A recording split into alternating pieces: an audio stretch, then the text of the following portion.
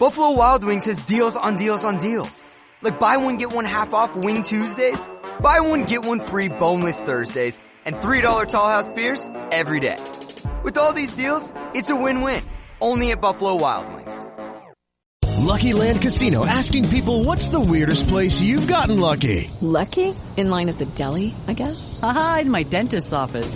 More than once, actually. Do I have to say? Yes, you do. In the car before my kids' PTA meeting. Really? Yes. Excuse me, what's the weirdest place you've gotten lucky? I never win and tell. Well, there you have it. You can get lucky anywhere, playing at LuckyLandSlots.com. Play for free right now. Are you feeling lucky? No purchase necessary. Void where prohibited by law. 18+. Terms and conditions apply. See website for details. Welcome to Pretty Lies and Alibis. Join us as we seek the truth and travel the long road to justice. Hi, everybody. GiGi flying solo here. Wanted to give you an update on the murder charges against Alex Murdaugh. They were handed down today. 2 counts of murder and 2 counts of possession of a weapon during the commission of a violent crime. This is in relation to his son and wife's murder that happened June 7th of last year. So Colleton grand jury handed down the indictment. And looking at the indictment, it seems that Alex maybe is the lone suspect. There was really no other information about the crimes in that indictment, and there was no motive given. So shortly after the murders, the Colleton County Sheriff's Office recused themselves from the case due to a conflict of interest and handed that investigation over to SLED, which is the State Law Enforcement Division. As we know, the Murdaugh family has had their hand in the Low Country for almost 100 years. So a lot of conflict of interest in this case in general. So Maggie was 55 and Paul was 22. They were found shot to death on their Moselle property near the dog kennels. And people who knew Maggie said she loved animals and actually spent a lot of time down at those kennels. Her name was on the property when she was murdered, that Moselle property.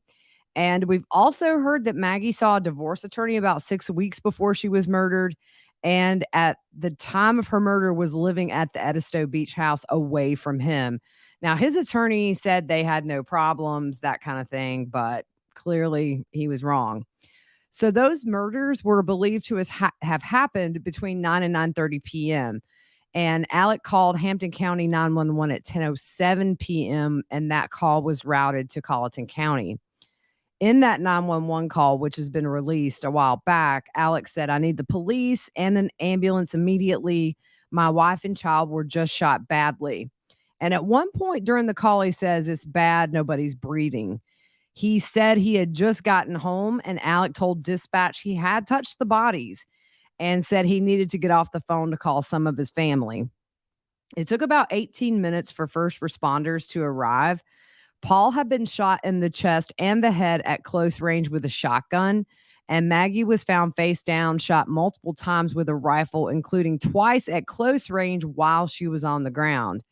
And on an episode of Dateline, it was said she was found facing away from Paul as if she was running away. Alex's father died 2 days after the murders, and they say that was natural causes. They found shell casings at the scene from an AR-style rifle, and Fitz News says they were told the clothing that Alec was wearing the night of the murders tested positive for high-velocity spatter, and high-velocity spatter patterns are typically attributed to gunshots. It's almost like a mist that comes out, and technicians can use microscopes to look at clothing that you were wearing at the time of a murder and can find these little teeny tiny droplets of blood inside the fabric. And all that means really is that he was in close contact with at least one of the victims at the time of the murder. He did say on the 911 call that he had touched the bodies, and, you know, that might have been an excuse for having some blood on his clothes, but clearly he does not watch Forensic Files, because there have been so many episodes where they examine clothes under a microscope, find this high velocity spatter, and boom, you got your suspect. So Alex's attorney, Dick Harpootlian, and Jim Griffin gave a statement to Fox Carolina saying Alec wants his family and friends and everyone to know that he did not have anything to do with the murders of Maggie and Paul. He loved them more than anything in the world. It was very clear from day one that law enforcement and the attorney general prematurely concluded that Alec was responsible for the murder of his wife and son. But we know that Alec did not have any motive whatsoever to murder them. We are immediately filing a motion for a speedy trial. We are requesting that the attorney general turn over all evidence within 30 days as required by law, and we demand to have a trial within 60 days of receiving that evidence. A spokesperson for the attorney general, Alan Wilson, said the case will be tried as soon as it can reasonably be scheduled. The attorney general also said all the efforts of our office and the law enforcement agencies involved in this investigation have been focused on seeking justice for the victims' families. We want to thank the state law enforcement division, the attorneys and staff in our office, and everyone who worked on this case for their tireless efforts to gather evidence and follow where it led. We also want to thank the Colleton County Grand Jury for listening to that evidence and for their service to the people of the state. So SLED Chief Mark Keel said, over the last 13 months, agents and our partners have worked day in and day out to build a case against the person responsible for the murders of Maggie and Paul and to exclude those who were not.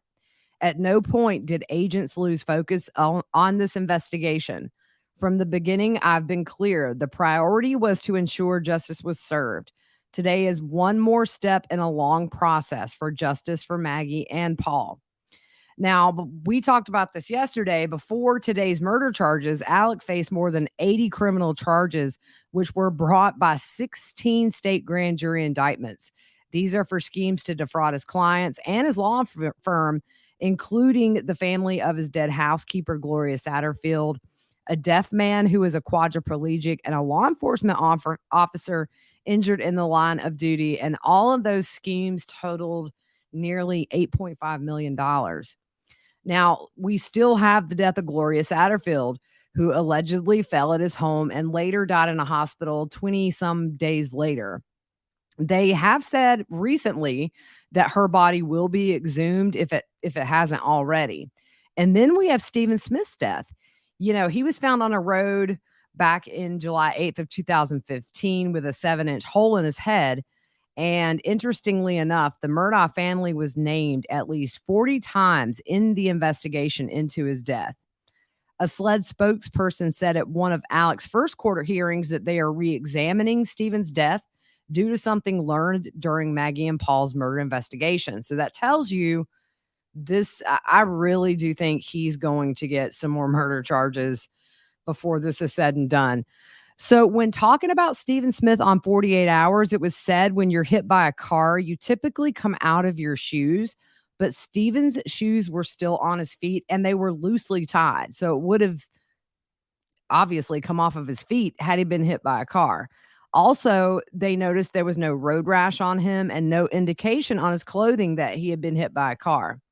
In fact, former trooper Todd Proctor said that the body looked more staged, like it was placed in the roadway. And his mom thought from the very beginning that this was a hate crime. Stephen was gay. And there were rumors swirling around the Low Country for a while about members of the Murdaugh family and Stephen Smith. So we're just hoping that this leads to justice for several people who are now dead. So Alec has a bond hearing on these murder charges July 20th at 10 a.m. at the Colleton County Courthouse. We will keep an eye on that. That's the latest. The indictments really didn't say anything evidence related, what led them to this, but maybe soon we'll get some more information. In the meantime, we will see you tomorrow. We will be back on the Vallow Daybell Mega Series timeline. So we'll see you then. Judy was boring. Hello. Then Judy discovered ChumbaCasino.com. It's my little escape. Now Judy's the life of the party. Oh, baby, mama's bringing home the bacon. Whoa, take it easy, Judy. The Chumba life is for everybody. So go to ChumbaCasino.com and play over 100 casino-style games. Join today and play for free for your chance to redeem some serious prizes. ChumbaCasino.com. No purchase necessary. Void where prohibited by law. 18+ terms and conditions apply. See website for details. Wells Fargo presents one of the surest ways to grow your money. A Wells Fargo CD account, where you can earn a 5.00% annual percentage yield on an 11-month term with a minimum opening deposit of $5,000. Visit a Wells Fargo branch or wellsfargo.com/CD rates to open a CD account and start growing your savings with us. Wells Fargo Bank, N.A., member FDIC.